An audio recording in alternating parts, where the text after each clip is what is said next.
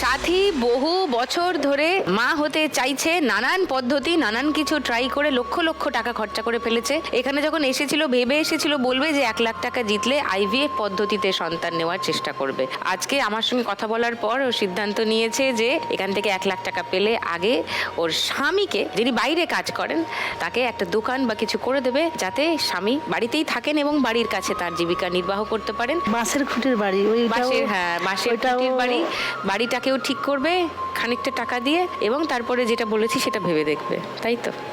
চলো, ফার্স্ট বল।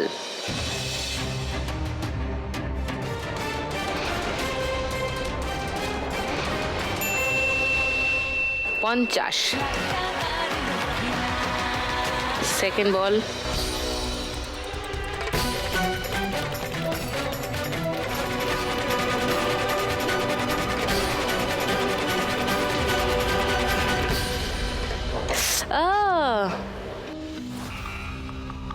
-200, মানে তুমি এখন -150-এ আছো।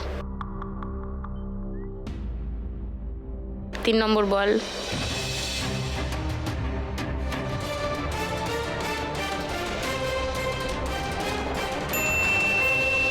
আবার 50, মানে -100-এ আছো এখন। 2000, 3000, 1000 ট্রাই করো। এই যে 1000, এই যে 3000, এই যে পেরেকটা।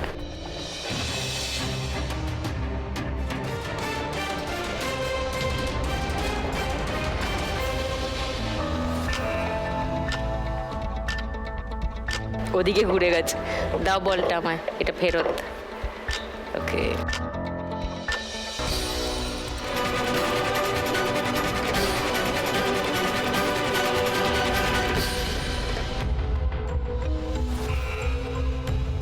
-200 হয়ে গেল। এ বাবা, যা স্কোর ছিল তার থেকে 200 কমে গেল। সাথী চলে এসো। সাথীর স্কোর ছিল 9300, এই রাউন্ডে -200 স্কোর হলো 9100 হয়ে গেল সাথীর স্কোর। এবার খেলতে আসবে সবিতা। এসো।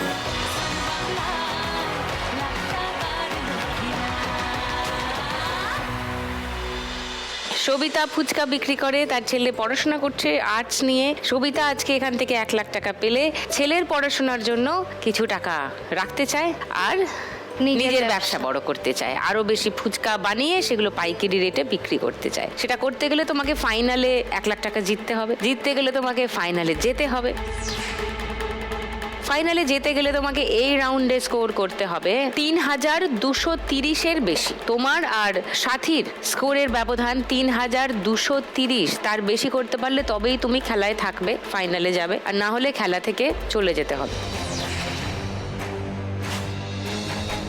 সবিতা কি পারবে 3230-এর বেশি স্কোর করে খেলা ঘুরিয়ে দিয়ে ফাইনালে চলে যেতে? সেটা জানার জন্য একটু অপেক্ষা করতে হবে, কারণ এখন নেব একটা ছোট্ট ব্রেক। ওয়েলকাম ব্যাক টু লাখ টাকার লক্ষ্মী লাভ সিজন 2। সবিতার সামনে চ্যালেঞ্জ 3230-এর বেশি করার। সো সবিতা, কাম অন, এই 3000টা ট্রাই করো, 2000টা ট্রাই করো, দুটো 2000-এ মেরে দিলেই ব্যাস হয়ে যাবে।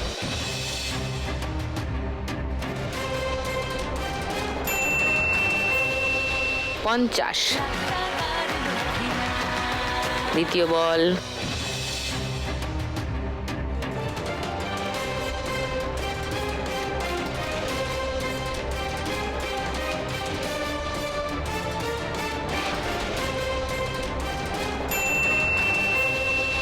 $250। থার্ড বল।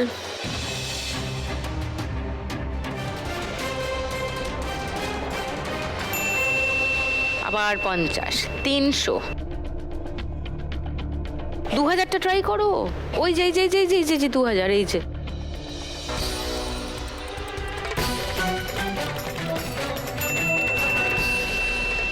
আবার 50।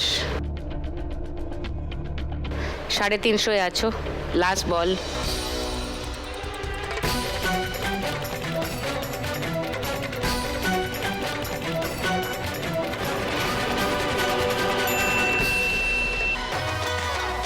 বিবি মানে বোনাস বল, মানে দুটো বল পাবে তুমি আবার মারার জন্য, এইটা এবং আরেকটা বল। চলো চলো চলো, আস্তে করে মারো, বেশি জোরে মারলে ছিটকে যাচ্ছে।